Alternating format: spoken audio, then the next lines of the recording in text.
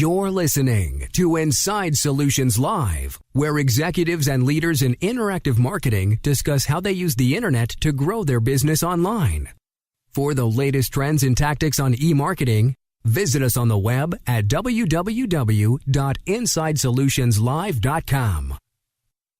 Hello, my name is Cords Owen, and I am a Vice President with Bayshore Solutions. I'm going to share with you some information about online reputation management. One of the most important things I learned about managing your brand and managing your brand online was spoken to me many years ago by a gentleman named Tom Barnes. And at the time, he was president of an organization named MediaThink. And Tom got his pedigree when he was making his way as a radio consultant. And one of the things that Tom used to talk about was that branding is really the reduction of risk in the buying process. This is important when we think about our online reputation because it's imperative that what people expect to experience when they engage us for our products and services and what they get should be what they expect based off of the information they find out about us online. With the prevalence of websites like Yelp, Angie's List, TripAdvisor, Foursquare, Facebook, CitySearch, and on, we really don't have a choice anymore about whether or not we're going to take the time or invest the resources to manage the information about our business and what's being said about us online. The first step to putting together an effective strategy on how you're going to deal with and manage your online reputation is to monitor it. You can monitor your online reputation by doing searches about your business. You can look through social media. You can look through the local directories. You can look at the vertical communities, places like TripAdvisor if your business is involved in hospitality or travel. Or you can look on news sites. Search engines are a great place to start your search when trying to find information about your business. Google has a great service, and it's free. It's called Google Alerts. And you can go in and set up a specific query about your business, about your executives' names. And what happens is Google will then send you an email every time it finds new information regarding either one of those things. That information could be on any of those other types of sites. It could be within a directory. It could be on a news site. And so what that does is it helps keep you abreast of new content about your company or your executives when it's found online. So let's say that you've done a great job of monitoring new content that shows up about your business online and you've just found a negative review. So what are you going to do about that? Well, the first thing you're faced with is you have a choice. You can either respond or do nothing. Responding is always the right thing to do. If you do nothing, you look like you don't care that someone's had a negative experience with your business. And the most important thing is that you always appear that you are aware and care about what's being said about you online. So now that you've decided to respond, it's important that you respond positively. The worst thing you can do when someone leaves you a negative review is to respond to that review in a negative fashion. It's almost like you're starting an argument. That is a horrible, horrible thing to do because in the first case, someone has said something bad about your business, and if you respond negatively, what it does is it sort of validates that negative experience. It's important that you respond positively so that people that are looking at that review have the perception that maybe the negative experience resided with that customer and not with your business. Now, after you respond, the best possible case would be for that customer to come back into whatever channel that they were making the comments about you and respond positively about the way that you handled the situation. Oftentimes, it's important to try to take the conversation offline. Try not to have the entire customer service discussion in the forum where the complaint is being made.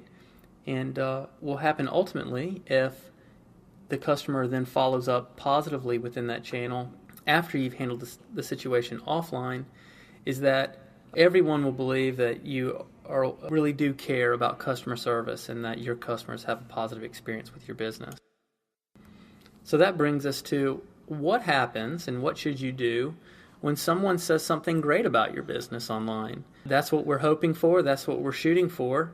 So what do we do about it? Well, we need to look like we are aware and care, right? So we should respond to positive reviews too. And when we do that, the perception is even more positive because we are paying attention to the conversation about our business. The tone of these comments should always be with great gratitude and appreciation for the business that those customers gave you. The next part of this process of managing your online reputation is to claim and manage all of the online profiles that exist about your business. Part of managing those profiles has to do with making sure the correct logo is attached to that profile. If you have the option of adding some branding elements like your company colors, you want to do so. Make sure your address information is correct. Make sure that you've added a keyword-rich description of the services you provide. And also make sure that your business is listed in the proper categories. The more consistent you are with this information, the more credible it will appear to the search engines, and therefore it will help give trust in the information about your business online and ultimately result in more traction within the search results.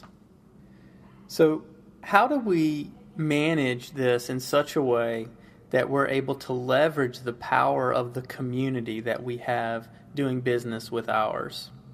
And some of the ways we can do that is by asking our customers to write reviews. When we do this, we want to make sure that we're asking them to give us their honest opinion. We can also ask our customers to check in using Foursquare or other social media channels like Facebook.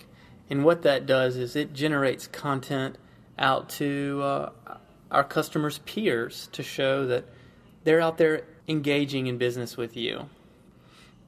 Finally, you can keep the conversation going by publishing your own content on your social media channels. And what this does is it continues to engage your customers in the conversation about your business. You can involve them in some of the decisions you're making and some of the things you might be offering in the future to get some good, honest feedback about what you're looking to put out there. And it's really important that you make a commitment to managing this and to being engaged in this channel, because the more consistent we can be about putting information out there about our business, whether that consistency comes from message, tone, or frequency, the more we're reinforcing the experience that our customers are going to have when they do business with us. And that goes back to the original comment I made about branding, where good branding is the reduction of risk in the buying process. If you're interested in learning more about the exposure your business has on the internet with its reputation and putting together a strategy so that you can commit to managing it, please contact us, and we'd be happy to work with you to put together an assessment of what can be done to help your online reputation and to ultimately grow your business. You've been listening to Inside Solutions Online, where executives and leaders in interactive marketing discuss internet marketing strategy.